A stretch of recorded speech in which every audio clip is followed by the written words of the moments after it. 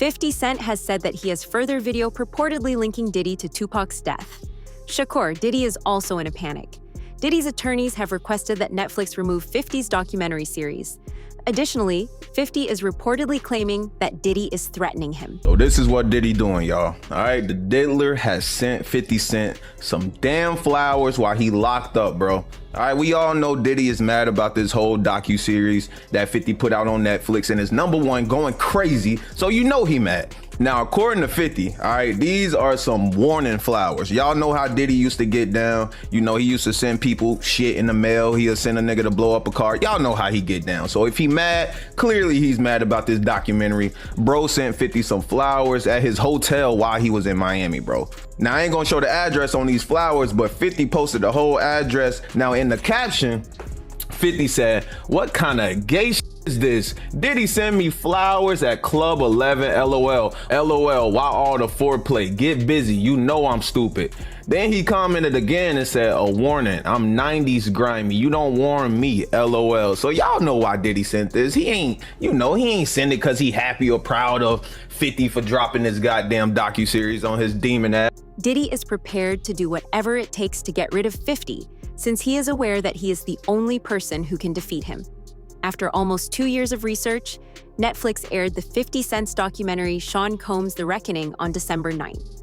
Additionally, 50 Cent revealed Diddy like never before in this 4-part documentary series. Eyewitness reports, former insiders, industry veterans, and unexpected video were used to put together every crime in which Diddy was implicated. The public only heard rumors for years. However, Diddy never anticipated how this documentary would make the connections. Overnight, lawyers for Sean Diddy Combs trying to stop the release of a Netflix docuseries due out today. The series contains never-before-seen footage of Combs debating strategy with his lawyers in the days leading up to his arrest in New York last year. It also includes video of Combs greeting fans in Harlem. I'll accept it. And then saying this about the interaction moments later. I need some hand sanitizer. Hold on. I got it. I've been out in the streets amongst the people. Yeah, I gotta take a bath. Like the amount of people that actually I'm coming in contact with, like that's what I have to do. You know what I'm saying? Oh. It's like 150 hugs.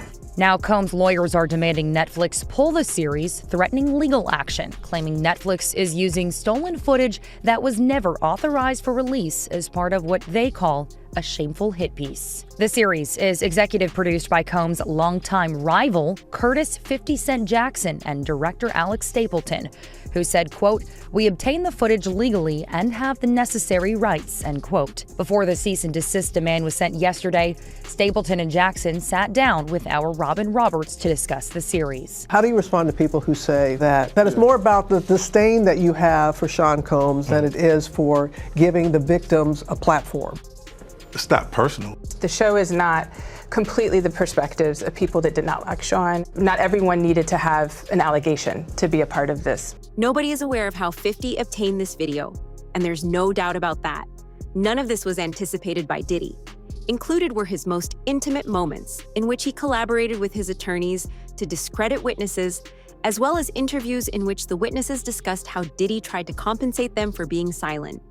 Even worse, Diddy made every effort to conceal this video. So let's start at the top with the hotel video, which I did a double take because I thought, wait a minute, isn't this 50's documentary? What is he doing with video from inside Diddy's hotel room, which clearly looks to be sanctioned by Diddy? It almost looks like Diddy was shooting a documentary. He thought this whole thing might go away and just wanted to have some really good content for afterwards. How the hell did this video get in the hands of 50 Cent, the arch nemesis of Diddy? Well, I think it was delivered legally, supposedly what they're saying. I think what happened was that when he did this video in the hotel, he was probably thinking that he was going to probably be acquitted and he was going to probably get out and he could probably run back his last days that before he got arrested so he can use that for some footage later on. But it sort of backfired on him because now I don't think he wanted it to get out. And plus, he's in an appeal process right now where he's trying to get out from under this. He's still appealing his case, and this sort of brings back old memories, you know? Let me ask you this, Derek.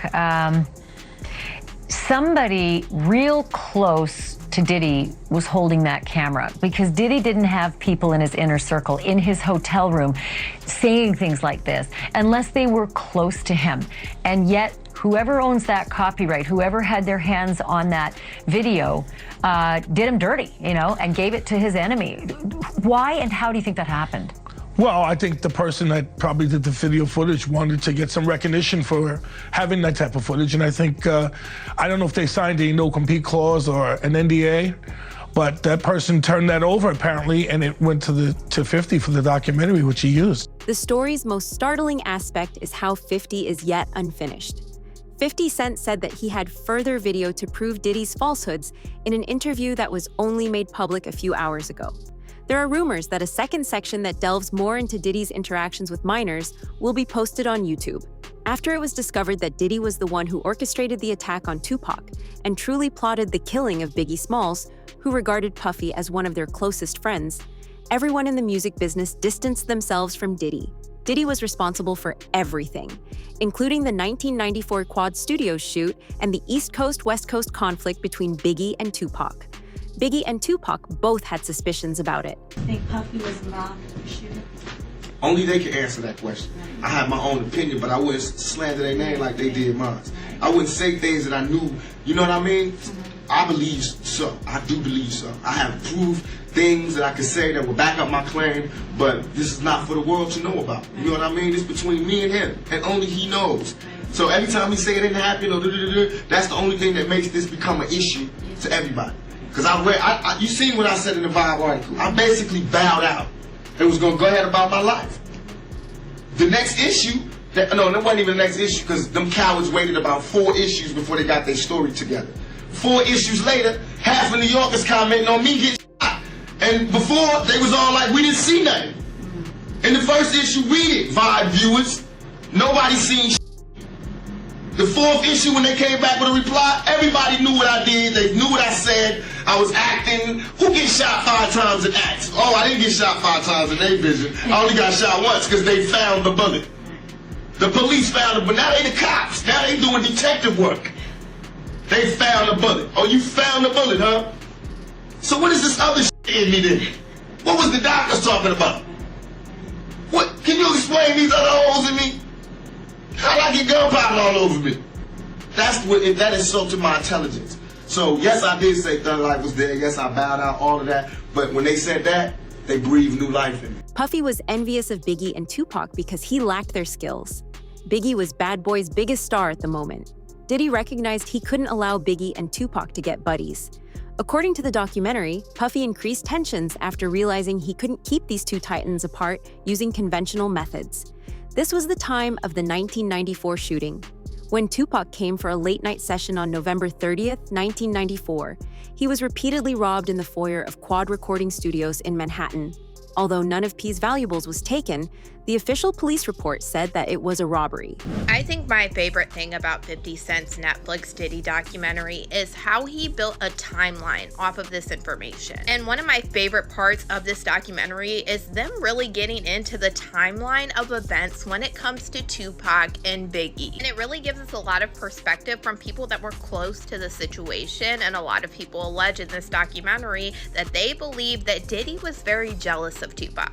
And they pretty much go through everything from the Quad incident and Tupac believing that Puffy was behind it, like he said in the Vibe interview. And they lay out this whole timeline of the downfall happening perfectly, in my opinion. We are even hearing from Greg Kading, the detective that worked on Tupac and Biggie's case in this documentary. He is the investigator that did that proper agreement with Keefy D way back in 2008, where Keefy D alleged that Diddy tried to offer him $1 million to take out Tupac and Suge Knight. And Tupac's trial with Keefy D is coming up very soon in early 2026. And we know that Diddy's name has been dropped at least 200 times during these proceedings already. So this is one case that I am definitely waiting for and I am going to cover. In Keefy D's 2008 proper agreement, he alleged that Diddy's friend Zip Martin is the one that gave him the weapon that was used to take out Tupac. And Keefy D told the investigator Greg Kading that Zip Martin had a special compartment to keep this weapon in his car that he drove to Las Vegas. And in this documentary, we have Greg Kading confirming that Zip Martin did drive the same type of vehicle that KPD alleged to Las Vegas this night. And then during this documentary, we heard from the former president of Bad Boy, Kirk Burrows, who alleged during this time, Diddy had him hiring a whole bunch of people and getting cars to drive to Las Vegas. And he is now very curious into why Diddy wanted to do this. And he said in his opinion, he now believes that Diddy was behind taking out Tupac. Gene Deal observed all that was happening behind the scenes and was in charge of keeping Diddy safe throughout this period. He was the one pulling the strings that ultimately resulted in Biggie and Pac's murders, and he was aware that Puffy was envious. I think that hate stemmed from wanting to be him, idolize him off, he idolized Tupac because you got to realize when a woman looked at Tupac, they probably wanted him. Puff wasn't getting that type of fever from girls. You understand what I'm saying? Puff had to use his money. Puff had to use his position in order to get women. Now, I seen him with some bad joints. And I used to look at them like this, like, not on no hating shit, but like, you wouldn't be here if he wasn't puffed. If this nigga had no money, you would not be coming out of his room like that. And that's for real, for real. You understand? I'll be like, yo, when I had to, because most of the time, I would walk some of them to the door, walk them to get their cabs or whatever like that. Or, take them down so they can get their cabs and everything like that. Now you'd be like, I'd be laughing. I just kept a smile on my face when it came to that shit. Because I know for a fact. Because he said it himself. He said, I don't know how to talk to women. I don't know how to talk to girls. You understand? I said, you don't have to know how to talk to nobody. You a millionaire. You got it. So he was jealous of Pac because Pac ain't have to do that. Pac had that aura, you know what I'm saying? And he probably knew how to communicate with women. And most women who he talked to that said stuff, said about him. Diddy's career took off after Pac's passing. The person who benefited the most by Pac's passing was him. Diddy eventually came to the conclusion that Biggie wasn't necessary and that Biggie may eventually turn into a rival. Numerous sources claim that Diddy and Biggie's relationship had already begun to change. Biggie was becoming more independent, powerful, and influential. Diddy became anxious as a result. Been insinuations in the past. They played video clips of, Sean Combs being asked in prior interviews in the 90s and 2000s, do you know, who killed these men? Did you have any involvement? He's always denied it. To be clear, these are just allegations. But yeah, that was really, really shocking. And one of the sort of a little bit more of the backstory behind his alleged involvement with Tupac was that a lot of the interviewees in the documentary were saying that Biggie, who was signed with Bad Boy and who was really close with Diddy at the time, was starting to form a friendship with Tupac, and they were getting really close. And a lot of the interviewees were saying, in their view, Diddy didn't really appreciate that. So I think that a lot of the themes that you see again is coming up as him sort of wanting and needing to be the number one person in people's lives, whether it was personal, business. And it's really interesting because you see a lot of the themes that, again, the prosecution was trying to push forward that we saw in his personal life with Cassandra Ventura, always needing to be number one, not necessarily regarding the damages he's doing to other people in the prosecution's eyes, right? Playing out in the business sense. So the backstory is that he didn't appreciate the friendship that was forming between Biggie and Tupac, and therefore, that's where his alleged involvement came in. And then when, in terms of the non-payment, I think that was also a really shocking moment as well, because that's something we saw happening over and over in the documentary. Multiple people who were saying, I was cheated out of my share in the company. I wasn't paid hundreds of thousands of dollars. And allegedly, that's sort of how he treated the artists that were on his label. So again, it's the theme of always wanting to be number one and, not necessarily giving people their due, business sense or personal sense. The East Coast versus West Coast rivalry peaked after Tupac's death.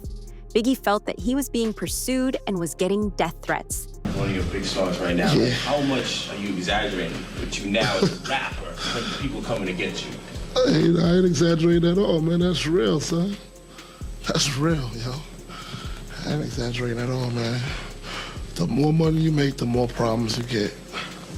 And jealousy and envy is something that comes with the territory, man. A lot of people, it's just negative energy, like my man Puff say. It just surrounds you. It makes you depressed, you know? So I gotta rap about it. And that's one of the bad things about the game is when you get large, even your friends will turn against you, man. So I made a song about it. But I mean, how real is your threat of like people constantly coming and want to shoot you? Man, I mean, that's real. I think about that every day. Every day it's real. That's how real it is. I think somebody's trying to waking up paranoid. I'll be really scared. I'll just be paro. That's just the way I am. You know. You be seeing me. Scared to death. He most likely didn't anticipate who was pursuing him. Diddy was the one who made Biggie go to Los Angeles after Tupac's death. Biggie was supposed to go to London, but Diddy had him fly to Los Angeles even though he knew something negative would happen. Diddy then had him remain and attend a party where Biggie was present. Following Biggie's death, Diddy rose to prominence as one of America's most influential music executives and the face of hip-hop. The co-founder of Bad Boy, Kirk Burroughs, attested to this. I seen an interview that Puffy did with Fat Joe where he was talking about Biggie in his last moments in LA, and he told Fat Joe that he didn't want to go to LA, he actually wanted to go to London, but Biggie, he was the one that wanted to go to LA, and he was the one that was pushing to go to LA. That's not true. My name is Kirk Burroughs. I ran Bad Boy Entertainment. I helped co-found it. I created the company with him. I raised from general manager to president, and at that time, I put all of those business plans together, and Biggie didn't want to go to LA, ended up going. What got him out there was a week ahead of time to ease him into the whole award show. He may not have wanted to go to London, but was talked into it. First time ever a rapper of your stature getting this treatment. That would be something he would be interested in doing, but he was easily talked out of it by Sean so that they can make an appearance at an event in LA that Saturday night. A part of the posturing of not only did we come to the award show, not only am I recording my album out here, and Big is gonna help me with some of the writing and maybe do something out here where me and him did this song in LA. I'm out on the town. And it was just too much. This documentary contains evidence that has never been seen before. Additionally, Diddy's participation may be the subject of an inquiry, according to investigators involved in the case. Finding witnesses willing to cooperate is the only challenge. Diddy could only be implicated by Keefe D. Key, also known as Dwayne Keith. Former Southside Compton Crips gang member Keith Davis was accused in relation to Tupac Shakur's 1996 murder. Diddy reportedly recruited Kef D for the hit. Let me ask you this. I get it. When you have a case that's 5 years old, it's hard to get overwhelming evidence that meets the burden of proof beyond a reasonable doubt. When you have cases this old, no matter what Fiddy has found out and put in this documentary, do you see it at all ever possible that Diddy could be involved in a murder trial when it comes to Biggie and Tupac? It could be possible, yes. However, like I said, they need a lot of corroboration to make that stick, because it's really alleged right now as to his involvement. It's not anything that's substantial or concrete that he was involved. It's personally from people talking about it and saying this is what happened. You need some more information to come forward to prove that. Puffy is frantically attempting to put an end to everything since he is aware that any attention to his misdeeds at this time might lengthen his sentence. He has been working behind the scenes to get the documentary taken down by Netflix. His legal team claims that the series is libelous and detrimental to an ongoing inquiry, and they have already submitted many stop and desist letters. However, everyone can see what's really taking place. He's afraid. Not surprising that Sean Combs and his team are not happy about this, okay? Which now we go back to the C&D letter, the cease and desist letter that Combs' lawyers sent to Netflix's chief legal officer. That's what I want to focus on now. Okay, so according to attorney Michael Tremonti, they had already sent a cease and desist letter to the streaming service in July of 2024. This is before Combs was even indicted. But now they send this new letter on December 1st, the day before the documentary was set to be released, and essentially calling it a hit piece. Quote, "First, Netflix's promotion of the program as a documentary is fundamentally misleading. In truth, the program is a hit piece. It was conceived and produced by Curtis James Jackson, aka 50 Cent, whose irrational fixation on destroying Mr. Combs' reputation is a matter of public record. The evidence of Mr. Jackson's vicious animus against Mr. Combs is overwhelming. He has been trolling Mr. Combs on the internet and social media for years and has made a career of attempting to defame, belittle, and provoke Mr. Combs and turn the public against him. We provided ample evidence of Mr. Jackson's avowed hatred of Mr. Combs in our prior cease and desist letter dated July 3rd, 2024, and since that time, Mr. Jackson's determination to take down Mr. Combs has increased dramatically. Simply put, there is no one less able to view any aspect of Mr. Combs' life and legacy through a fair and objective lens. Given Mr. Jackson's central role in the project and his declared objective of disgracing Mr. Combs, Netflix cannot honestly market the program as a documentary, as that term falsely suggests it is based on facts. Instead, the program is based on fabrications born from Mr. Jackson's personal vendetta against Mr. Combs. For this reason alone, Netflix must withdraw the program. Now, to be clear, recently, 50 Cent, who's been doing a media tour for this, has said, I don't have any hatred against Sean Combs. I've actually worked with and employed his sons. And so he tried to beat back against that narrative. Now, according to Tremonti, Netflix had actually been in talks with Combs to make a show about him before the sudden cratering of his career. Quote, in or about 2023, CEO Ted Sarandos proposed that Netflix produce a documentary about Mr. Combs. However, Mr. Combs rejected the proposal when Mr. Sarandos insisted he give up creative control. Thus, the choice of Mr. Jackson to produce the program was Netflix's vindictive response to that rejection, an attempt by Netflix and Mr. Sarandos to ensure a one-sided character assassination rather than a balanced and accurate portrayal. Here's the deal now. All of 50's footage was obtained lawfully. He was aware that Diddy was filming a documentary that he intended to broadcast after he was released. Puffy's attempt to defraud his cameraman was his solitary error. 50 Cent chose to intervene and purchase the footage when Puffy failed to pay his editor. I'm getting it as your boss. Yo, man, how 50 get, blah, blah, blah. Yo, Puff, take this self on that. Let me explain something to y'all. All right, whether it's NBAs, whether it's whatever. When these young boys come in, first of all, he only deal with young videographers because he want to rob them, and he know that they want the opportunity to follow Puff Daddy, P. Diddy. They want that opportunity, so they get him at a low price anyway. But when you stay out so many hours a day, Puff wants a videographer with him 24 hours a day on call. Whether we on a yacht, whether we on a ship, wherever we at, he wants to videotape that, right? So now, they come to agreement. They come to whatever the pay is going to be. But then it be so many hours on that invoice that he don't want to pay. He gets in touch with the office. He gets in touch with the chief of staff. Yo, what is this I'm paying? What is this I'm paying? You know what you paying. You was outside all of these hours. It's 160 something hours in a week. You was outside 140. That's the invoice he put in. So now, being if you got a contract and he don't stand to that contract, guess what happens? He could do whatever he want to do with that footage. So now that footage goes to the highest bidder. And 50 had to be the highest bidder to get this is business. You know what I'm saying? Everybody ain't in love with you. Everybody ain't dedicated. Everybody ain't loyal to the point of stupidity. Diddy's situation is going to worsen.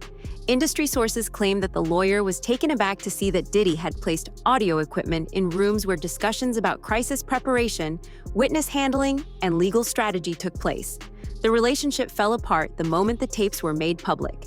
When a client is covertly recording sensitive talks, no lawyer is prepared to jeopardize their career or professional license. Diddy really screwed over Mark Agnifilo. I gotta say, this is awful that Diddy owes his life to Mark Agnifilo, literally his life, because he could have gotten life in prison were it not for Mark Agnifilo, his defense lawyer, who had a brilliant strategy. And Diddy screwed him over when he hired this videographer to chronicle his life without telling Mark Agnifilo that when Diddy and Mark were on the phone, this videographer was recording what Mark clearly expected to be an attorney-client privileged relationship. Now, it is true that the client holds that privilege, the lawyer doesn't, but Mark's clear expectation was that this was a private conversation. These were private conversations, and that he and Diddy could talk openly, and Mark could talk to Diddy not just as a client, but as a person, and try to guide him in a time leading up to his arrest. And unbeknownst to Mark Agnifilo, Diddy has got this guy recording the conversation as he's sitting there saying, "You are screwing this up. You are messing up this case. We're losing." And knowing that that's on tape. And it's almost like he's performing for the camera and not telling Mark what's going on. And the really enraging part about it is that Mark Agnifilo won this case for Diddy with legal strategy. It wasn't just an accident that this jury that had heard all of this in the news before the trial voted not guilty on all the serious charges. It was Mark Agnifilo that did that.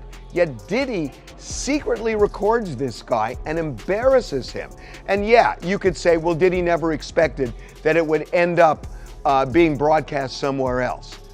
Well, okay, but Diddy was planning on using it, or he wouldn't have had it recorded in the first place. So it's just really, really unfair. And I know that in a way this sounds crazy, that I'm getting so upset about Diddy, and yet there's video of Diddy b***ing Cassie. Well, that's horrendous, but that doesn't mean you can't look at something else. The documentary 50 Cents is more than simply a narrative. It's making the public, fans, and industry face a hitherto unseen aspect of Diddy. The truth is out, and it's just becoming stronger as legal teams rush and try to keep quiet. People remain silent for decades out of loyalty or fear. The question is now straightforward. With every action, secret, and choice being scrutinized, how long can Diddy maintain control?